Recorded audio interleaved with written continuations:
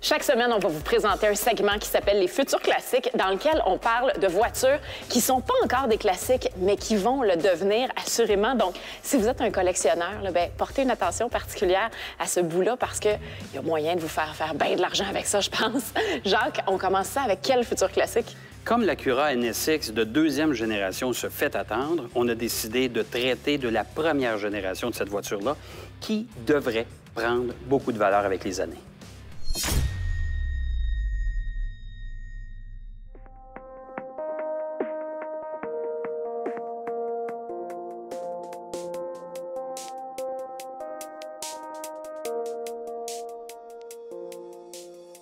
Plusieurs doutaient des capacités d'un constructeur japonais à bâtir une réelle voiture exotique.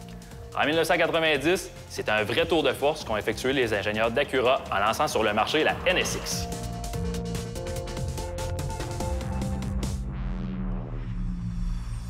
À l'époque, la NSX était conçue pour concurrencer les plus grandes voitures exotiques telles les Ferrari, Lamborghini et Porsche de ce monde.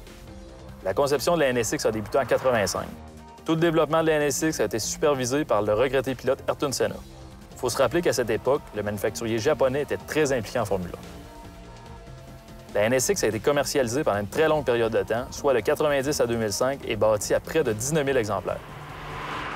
Considérée comme un véritable chef-d'œuvre visuel, la NSX doit son look agressif et profilé au même designer qui dessina quelques années plus tard la fameuse Ferrari Enzo. On disait d'ailleurs que son style a été fortement inspiré d'une avion de chasse et elle attirait le regard partout où elle passe. Bien qu'elle était à la base une voiture très sportive, la NSX demeurait une grande routière très confortable à conduire. À l'intérieur, le conducteur et les occupants étaient assis très bas afin d'améliorer sa tenue de route et d'en améliorer son centre de gravité. Par contre, en raison de tableaux de bord surbaissés, la NSX procurait tout de même une très bonne vision à ses occupants. La finition était digne de mention comparativement à certaines voitures exotiques de la même époque. Son châssis monocoque et plusieurs pièces de sa suspension étaient fabriquées d'aluminium. Bien qu'elle n'était pas aussi puissante que ses rivales, la NSX était tout de même équipée d'un moteur central V6 3 litres VTEC. D'une puissance de 274 chevaux, c'était le premier moteur de l'industrie à être assemblé avec des pièces composées de titane. Le moteur était réputé pour être puissant en haut régime. Sa zone rouge se situait d'ailleurs à 8000 tours minute. La NSX pouvait boucler le 0-100 km/h en 5,9 secondes et sa vitesse maximale était annoncée à 270 km/h. En 1991, la NSX était disponible avec une boîte manuelle à 5 vitesses ou une transmission automatique à 6 rapports.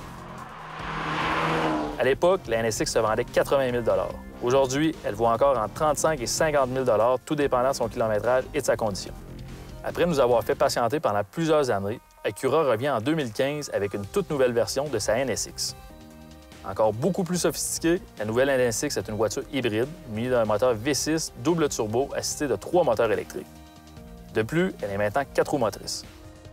L'ancienne génération de la NSX est bien sûr un futur classique. À l'époque, elle avait un look révolutionnaire et il s'agissait d'une véritable vitrine technologique pour le manufacturier japonais.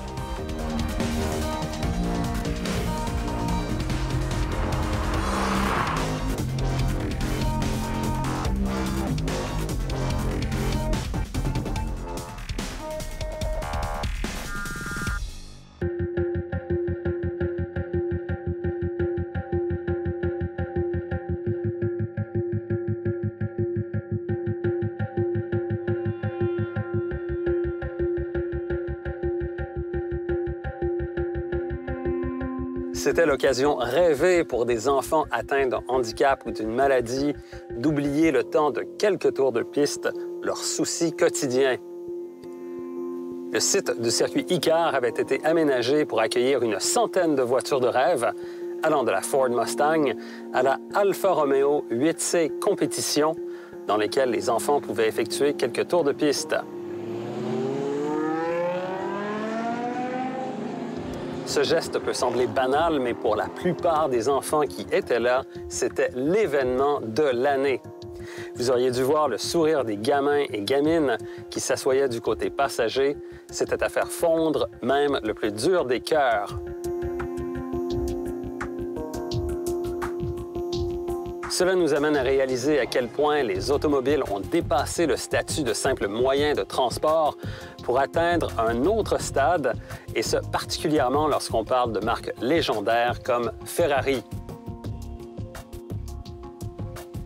Il est également important de souligner la gentillesse des propriétaires qui ont accepté de se prêter au jeu.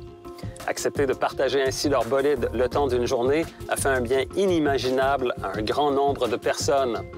On ne réalise pas, mais ce sont des gestes comme ceux-là qui font la différence dans la vie de ces enfants qui, heureusement, a pu être agrémentés le temps d'une journée.